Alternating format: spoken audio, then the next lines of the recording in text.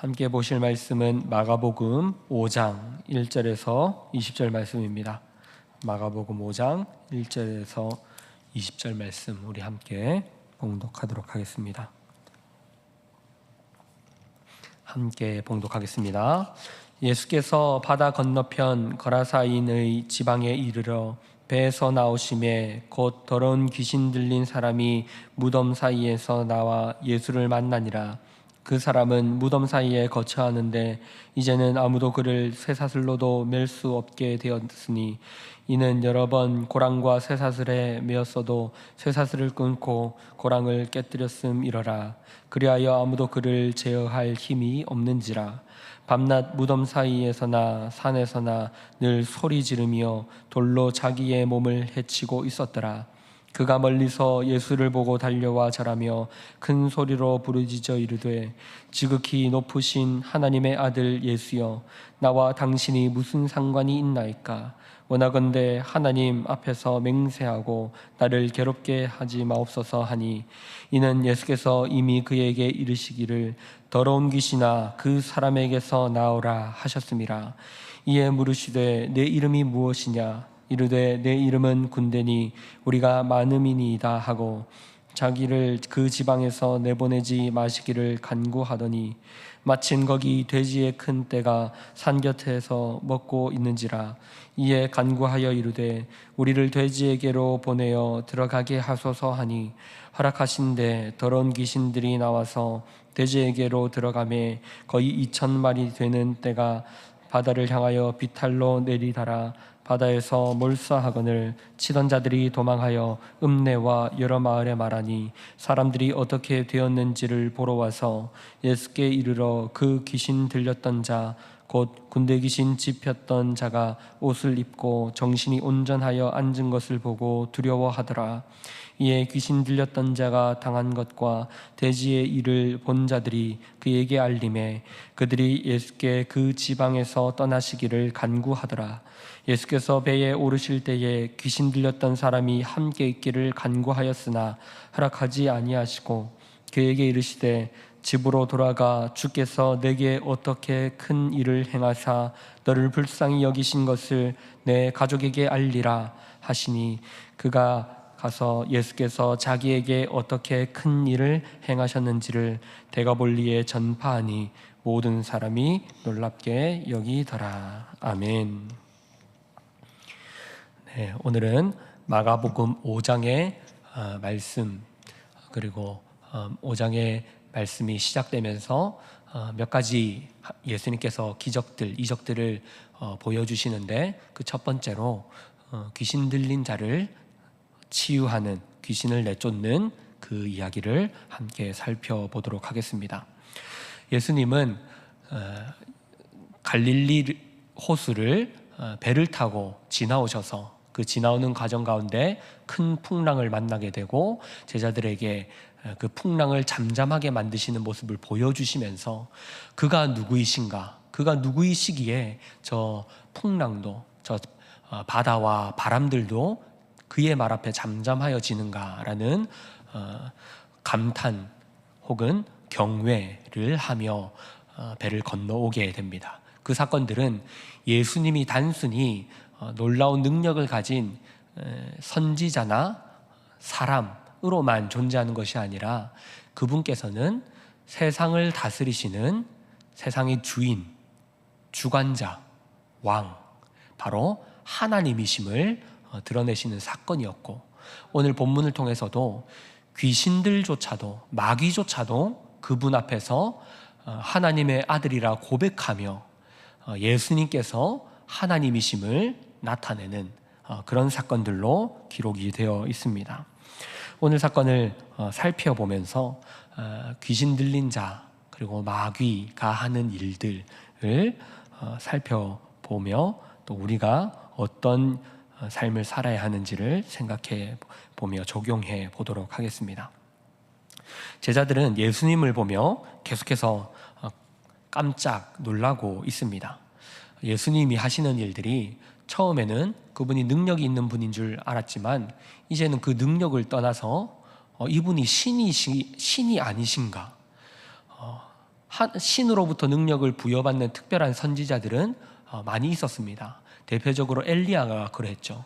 엘리야가 놀라운 능력들을 나타냈기 때문에 그런 선지자가 온 것이 아닌가로 생각했지만 지금 이제 예수님을 향하여서 그분이 하나님이시며 하나님의 아들이시라는 고백들을 이제는 하도록 그분의 존재, 그분의 정체성에 대해서 알게 되는 일들을 겪고 있습니다.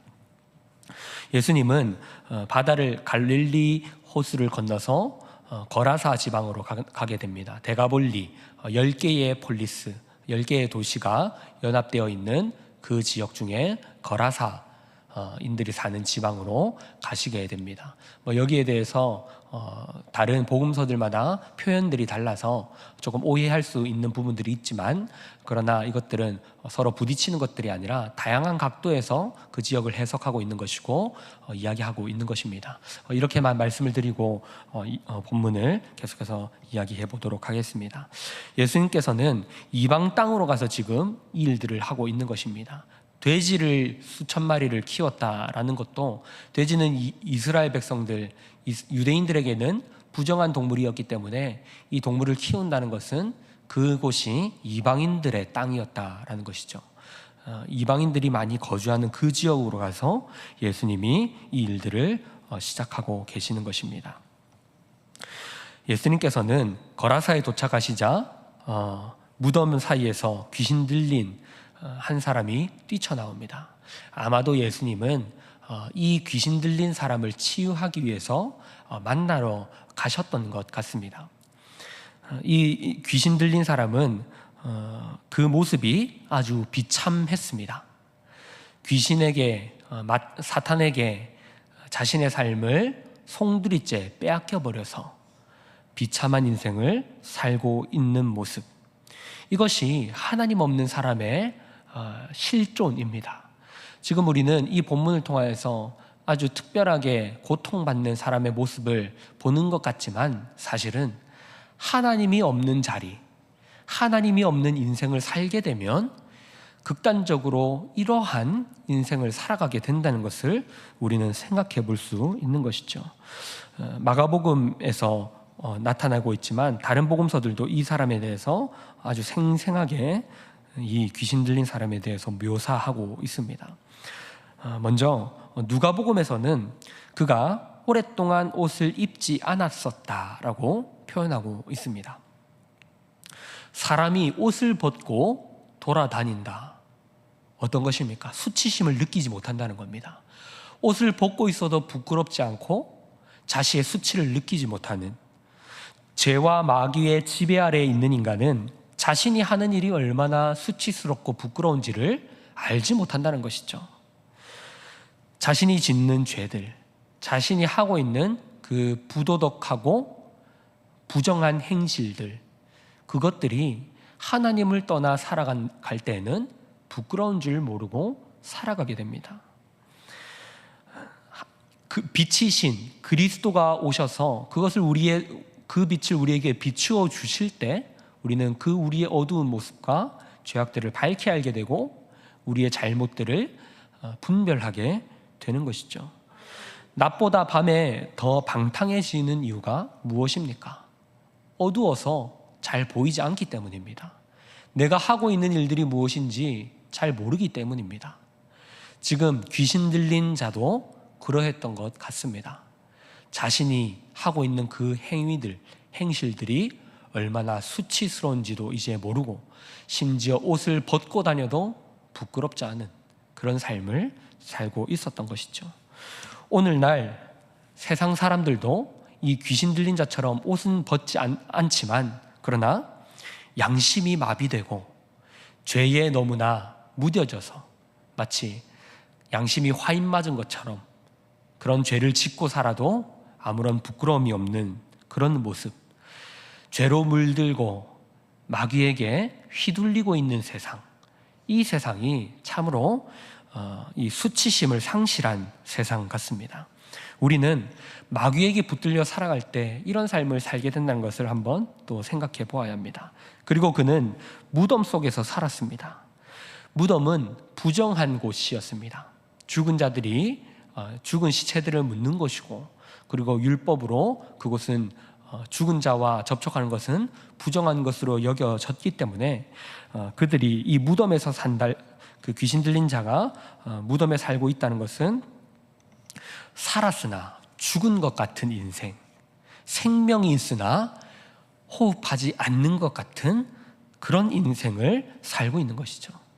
살아있지만 여전히 죄의 종노릇하며, 히브리서의 고백처럼 죄와 사망의 권세 아래 놓인 사람들이 종노릇한다라고 말하는 것처럼 여전히 세상을 살아가면서 무덤 속에서 사는 것, 생명을 가졌지만 시체처럼 무덤에서 살아가는 인생, 그런 인생을 살게 된다라는 것이죠.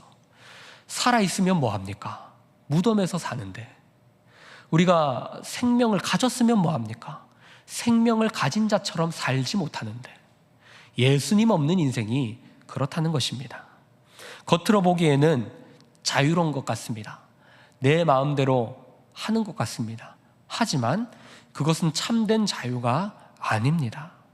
영적으로 사망한 죄의 마귀의 종으로 살아가는 것입니다.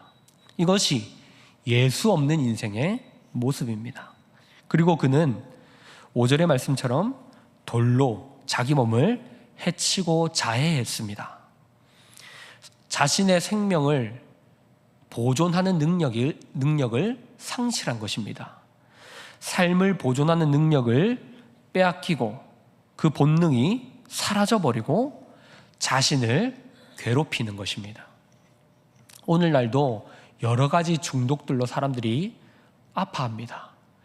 자신을 죽이고 있는, 자해하고 있는 그 일들을 스스로가 끊어내지 못합니다. 알코올 중독, 도박, 마약, 그리고 우리는 어떤 중독에 가장 취약합니까? 스마트폰.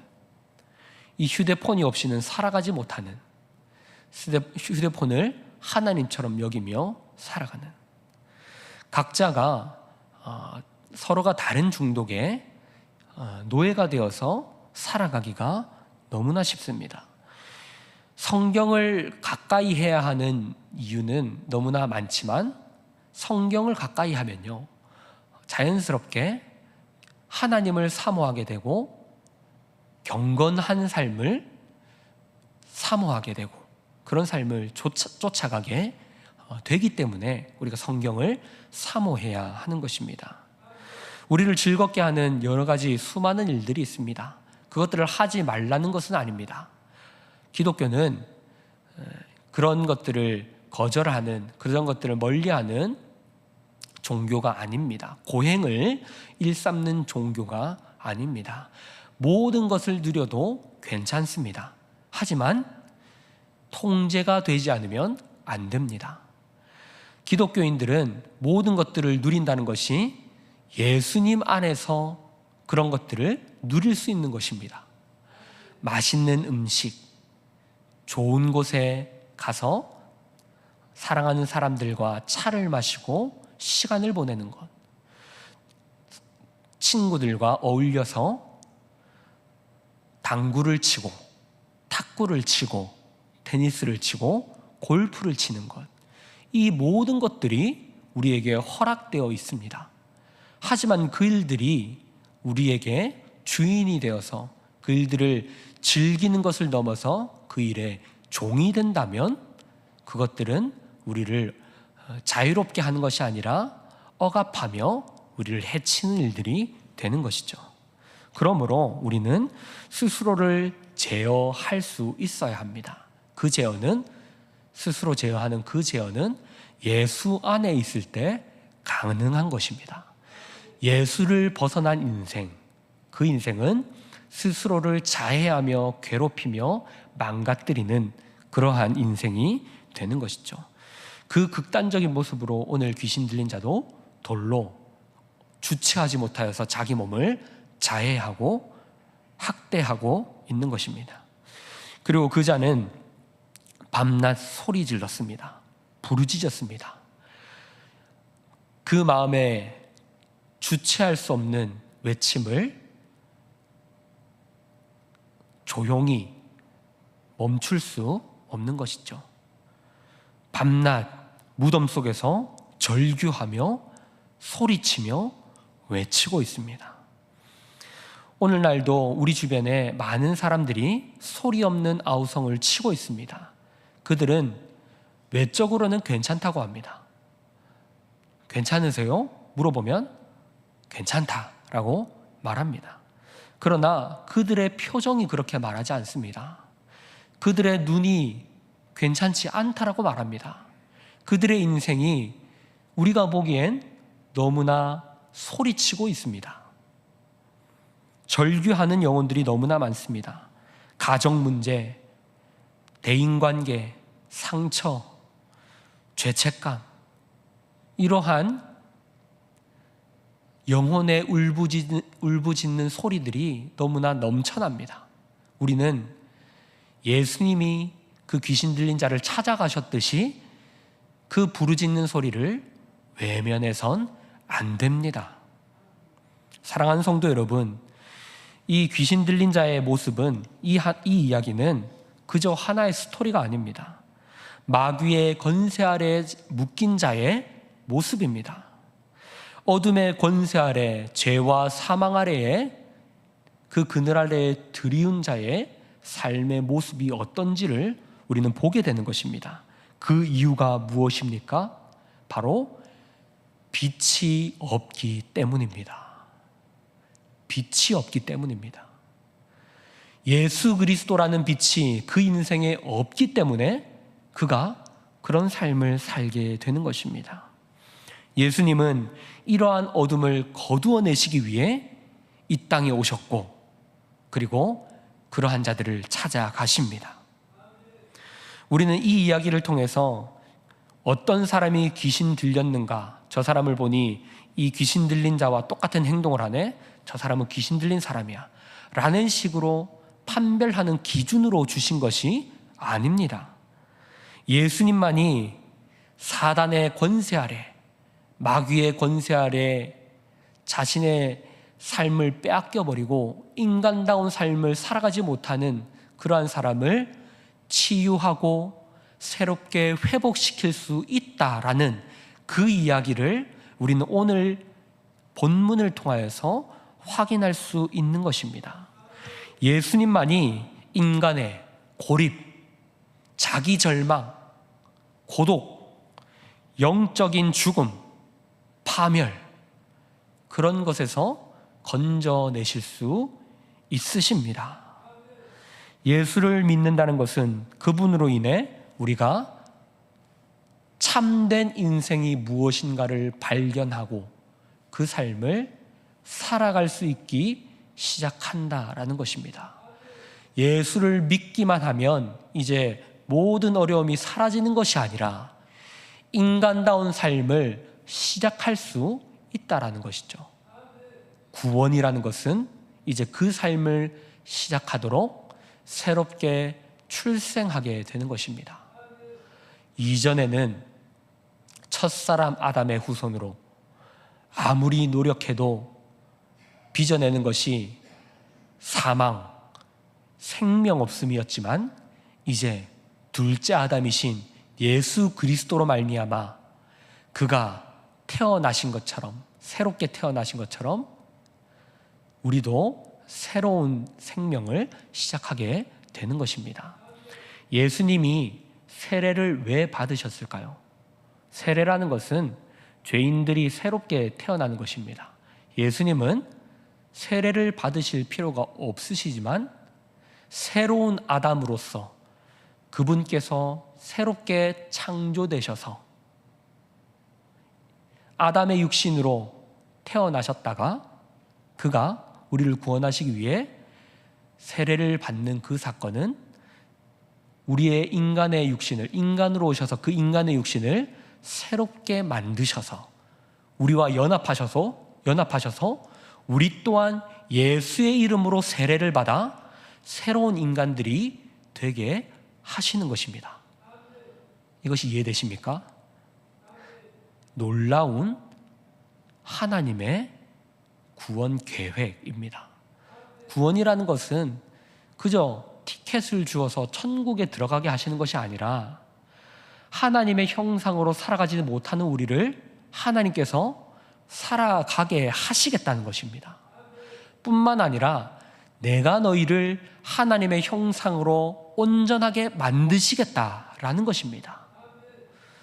우리는 할 수 없으나 하나님께서 그 씨앗, 겨자씨 같은 그 복음의 씨앗을 우리에게 심으셔서 농부는 알지 못하지만 그 씨가 자라나서 열매를 맺고 어느 순간 보니 그 나무가 풍성한 열매를 맺는 나무가 되어 있는 것처럼 하나님께서 우리의 인생을 그렇게 만드시겠다라고 예수를 보내신 것입니다. 부모가 자식을 내어준다는 것은 타협하지 않겠다는 하나님의 의지를 보여주는 것입니다. 하나님이 직접 오시지 않으시고 자기 아들을 보내십니다. 거기에 담긴 하나님의 타협하지 않는 그 의지와 뜻을 우리는 헤아릴 수 있어야 합니다. 예수가 없는 인생은 하나님의 형상을 회복할 수 없습니다. 하나님의 자녀다움이 무엇인가를 살아갈 수 없습니다. 하나님은 인자하심이 영원하십니다. 하나님의 인자하심, 사랑, 그것은 한 번만 일어나는 것이 아니라 영원하며 무궁합니다. 그래서 우리는 하나님을 찬양하게 되는 것이죠. 하나님께서 그 성품을 우리에게 담아내시기를 원하십니다.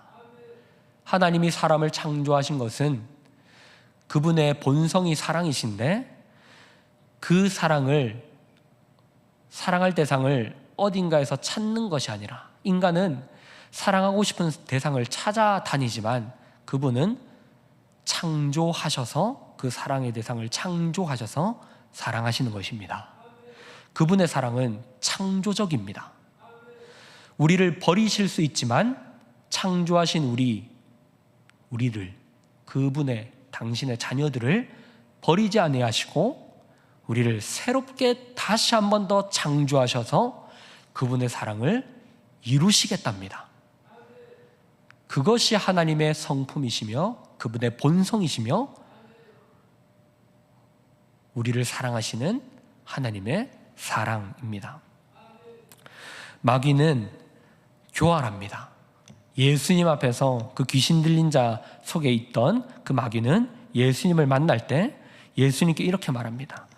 지극히 높으신 하나님의 아들 예수여, 나와 당신이 무슨 상관이 있나이까? 표면적으로 보면 예수님을 높이는 것처럼 보이지만 사실은 예수님과 거리를 두기를 원하는 것입니다. 이 마귀는 사람을 붙들고 이 사람을 한 사람을 자신의 권세 아래에 두려고 합니다. 그래서 이 사람을 빼앗기지 않기 위하여 예수님과 거리를 두려고 하는 것입니다. 예수여, 당신은 고귀한 분인데 하찮은 나를 외면하고 가시옵소서, 나를 내버려 두시옵소서. 그냥 지나가 달라는 것이죠. 또한 심판을 연기해 달라고 말합니다. 누가복음에 보면 무저갱에 보내지 말아달라고 하는데 최종 심판의 때가 아직 이르지 않았으니 나를 그냥 내버려 두고 내가 하고 싶은 대로 나를 건드리지 말아달라. 어차피 마지막 때에 나를 심판하실 것이 아니냐. 근데 아직 그때가 오지 않았으니 좀 내버려 두시라라는 것입니다. 그리고 돼지떼에 들어가게 해달라는 간청을 합니다. 참으로 간악하고 교활한 사탄의 이 계략들을 보게 됩니다. 또한 돼지떼에 들어가게 해달라는 그 요청을 예수님은 허락해 주시고 참혹한 결과를 보게 됩니다. 2,000마리 정도의 돼지들이 바다로 뛰어들어 몰살당하게 되는 것을 봅니다. 여기에서 마귀가 얼마나 파괴적이며 악한 본성을 가졌고 수많은 생명들을 앗아가려고 하는 그 마귀 악함을 보게 되고 또한 이 사건들은 예수님을 그 마을에서 떠나보내게 하려는 마귀의 의도도 담겨 있는 것입니다. 지역 주민들에게 경제적인 손실을 유발하여서 그 주민들이 예수님이 계속 이 지역에 머무르면 우리가 어떠한 피해를 더 볼지 모른다라는 생각을 가지게 하고 돈과 재물에 눈이 먼 그들을 통하여서 예수님을 쫓아내게 만드는 그 계략을 마귀는 쓰고 있는 것입니다. 지금도 마귀는 같은 전략을 사용합니다. 영혼의 가치를 보지 못하게 하고 물질이 전부인 것 같은 세상을 살아가게 만듭니다. 돈이면 다 되는 세상, 맞습니다. 정말로 그러합니다. 그러나 그러한 세상 속에서 돈으로 살아가게 되면 우리는 영원한 가치를 보지 못합니다.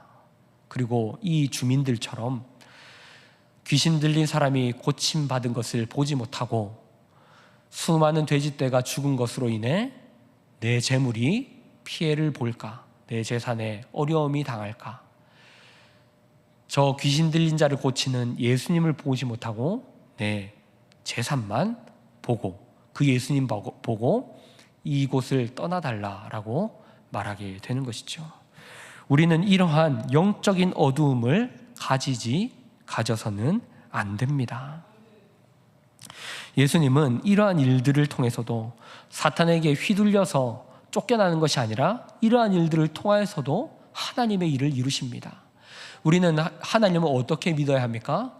모든 것을 합력하여 당신의 선으로 이루시는 하나님 우리는 그렇게 믿고 따라야 합니다.